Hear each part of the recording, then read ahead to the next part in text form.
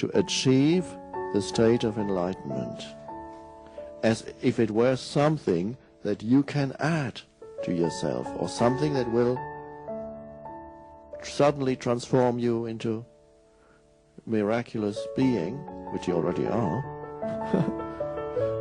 But you won't know it if you think that is going to come in the future. Enlightenment, or let's call it the egoless state. Okay, I want to achieve the egoless state. And of course, the egoless state cannot be achieved in the future or in time. It is only by looking through it now that the egoless state is here now. A state that you want to achieve is a mental concept in which that's endowed with self, and as such you can never reach it, because it's an abstract concept of who I want to be, not realizing you are it already. Oneness it's all there is, and it's here now, and we're not separate from it. And when that's seen, the whole search for something more just falls away, it just burns up. This heavy sense of, you know, me being a separate person in the world. There's just what's happening. So and there's no one there to know it. It can't be known. It's like a plunge into the unknown, which is where we always are. That you are just a thought.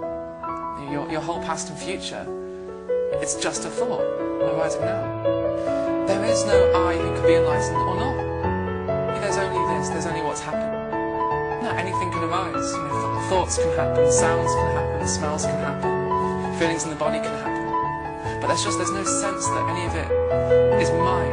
There's no sense that I'm a separate entity who's in control of this. It's like sounds happen, but there isn't a separate person there who thinks, I'm hearing, I'm doing it. That all this is, it's being registered. It's like it's effortless. You know, we think that we need to do this. We think that we need to do the hearing. We think that we need to do the seeing. We think that we need to do the breathing. Actually, this is all happening effortlessly. There's an intelligence happening here that's it's completely beyond the mind. The mind has no hope of grasping this. But it's what is beating the heart, you know, and it's what's breathing. The human body, the body doesn't need us. It's the hardest thing to see. I understand. Yeah, the body doesn't need us. We are really irrelevant. It doesn't need our seeking. It doesn't need our suffering. It doesn't even need our identity. You know, it functions effortlessly without us. It's the hardest thing to see to someone who's so attached to their teachings and their becoming someone. To see that really you're irrelevant. You know, you're absent. You're absent.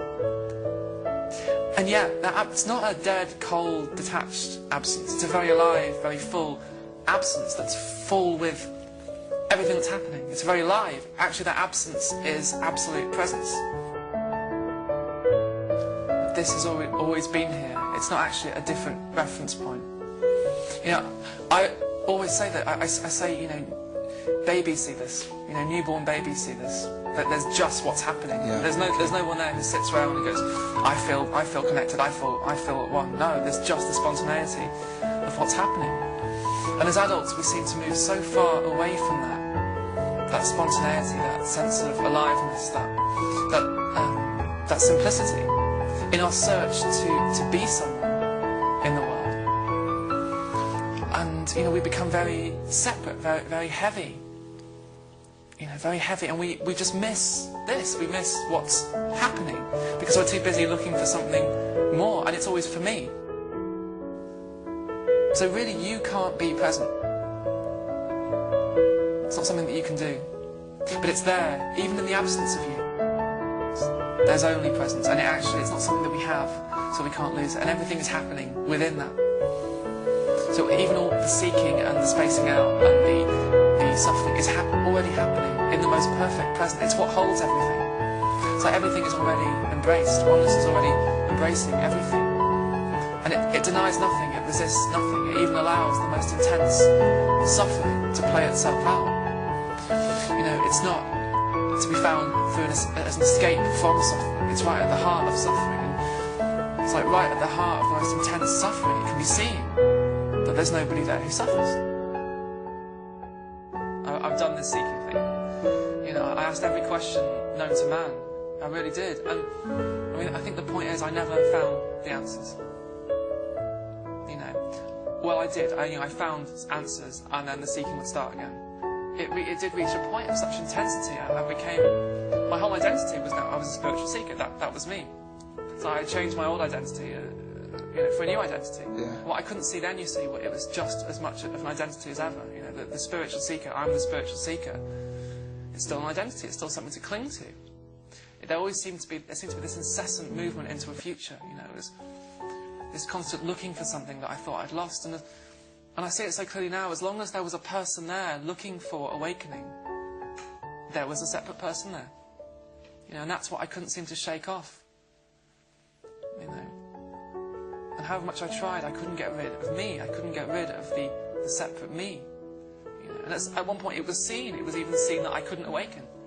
So then the focus became, I have to get rid of me. I have to get rid of the self. And what I couldn't see then, you see, was that it was a self trying to get rid of a self. That's right. Yeah.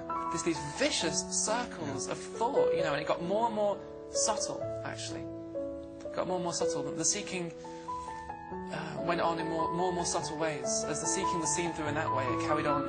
It's like the mind didn't want to give up. It didn't want to give up. You know, and it didn't want to give up this idea that one day I'll awaken. And all I can say is that somehow in the midst of that, it all fell away. And it certainly wasn't something that I did, because in all my effort to do that, I was just reinforcing the sense of me.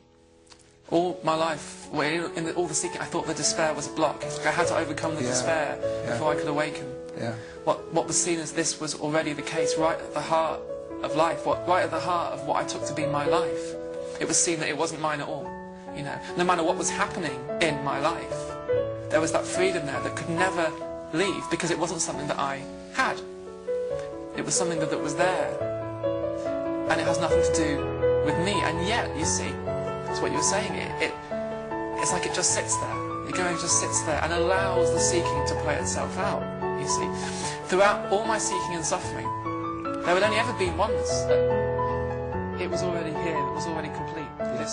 The awakening, whatever you want to call it, oneness that I was looking for, was already here. But you see, it wasn't something that I could have. It can't be possessed. It can't be grasped. And it's actually the grasping, the attempt to grasp it. That's how we apparently lose it. But really nothing happened to me, you know. The only difference, you know, it's like nothing's really changed. There's still an ordinary life being lived. It's just seen that no one's living that life. It's living itself. In the seeing of this, in the seeing that essentially there's no me at the centre of my life. There's no. I mean, this is the foundation on which our whole lives are built. That there's a me there. Absolutely. And everything stems from there. Absolutely. So, when that falls away,